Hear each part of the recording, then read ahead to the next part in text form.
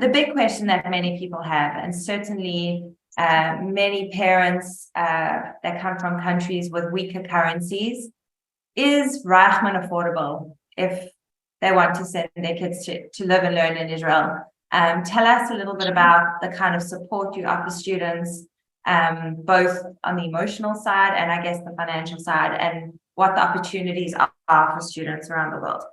Well, the easiest thing is to be a very, very bright student, okay, and have amazing grades. And then you can get a merit scholarship.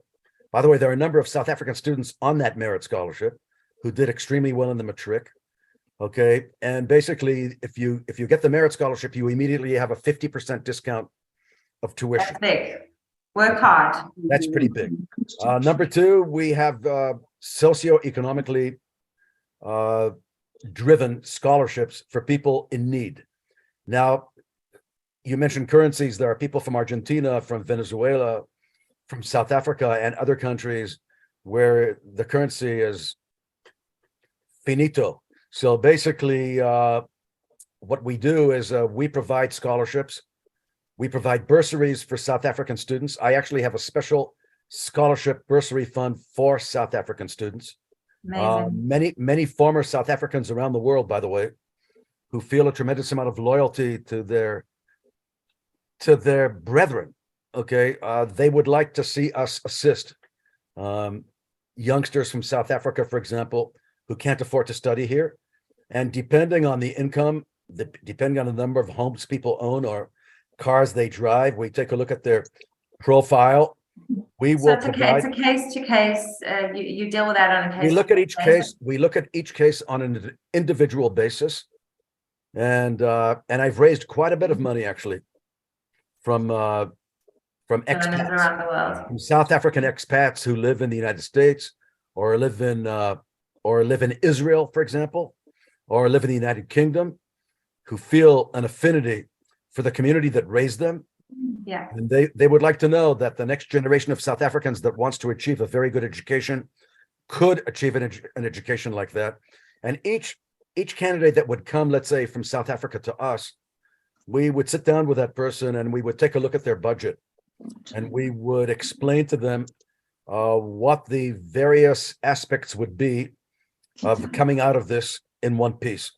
Just coming here, just to clarify something. I mean, a lot of the people on the webinar are not necessarily South Africans. I think you did mention, but this applies to anybody around the world. This applies. I specifically mentioned the South African bursaries because of the currency rates, but students from Europe and from the United States and Canada and other places and Latin America, anyone who is socioeconomically deprived, whose parents make a very low income, and they live in areas which are of lower income, et cetera, or something, God forbid, happened to them and someone went mechula or something like this.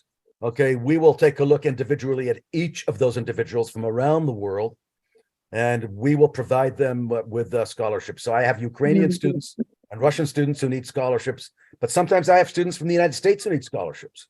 Jonathan, can you just touch on the Massa grant, because I know that also is quite a nice sort of basket available too. So Massa, if you come to Israel as a tourist and you're Jewish, very broadly defined, okay, you can automatically receive a Massa scholarship.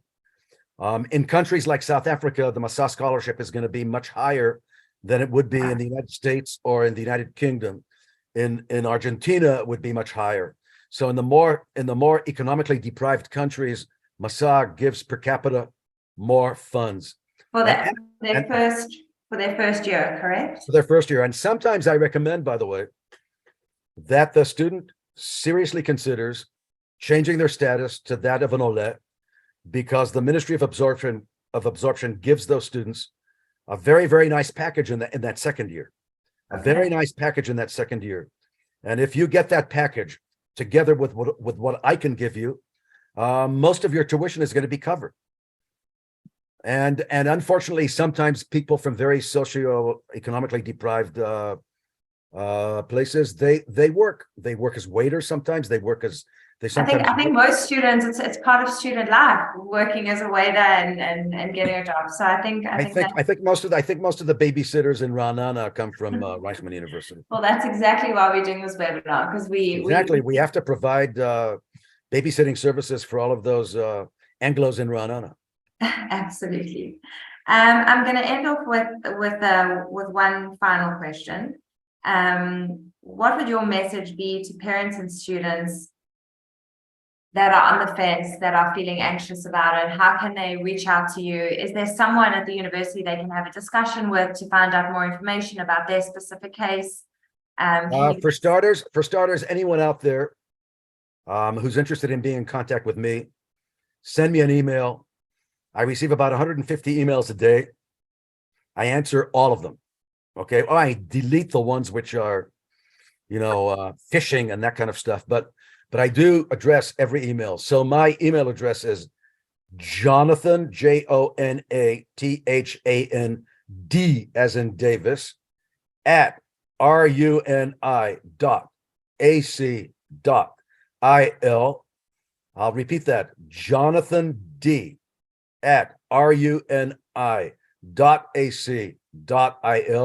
You send me an email. You tell me what you're interested in knowing about. Sometimes I will have you get advice from our lawyer. I have a lawyer who works for us on campus who deals with visas and all kinds of things like that. If you want to know about dormitories, I can deal with that. If you want to know about what to study at Reichman University, I can put you in contact with an academic advisor. All of the people that I give you are people who speak English with a mother tongue. And I've got people on my staff who speak all the languages: French, Spanish, Portuguese, English with a South African accent, English with a UK accent, English with an American accent, English with an Aussie accent. If you really want Afrikaans, I have one person who speaks Afrikaans. They went to high school in Paarl, okay?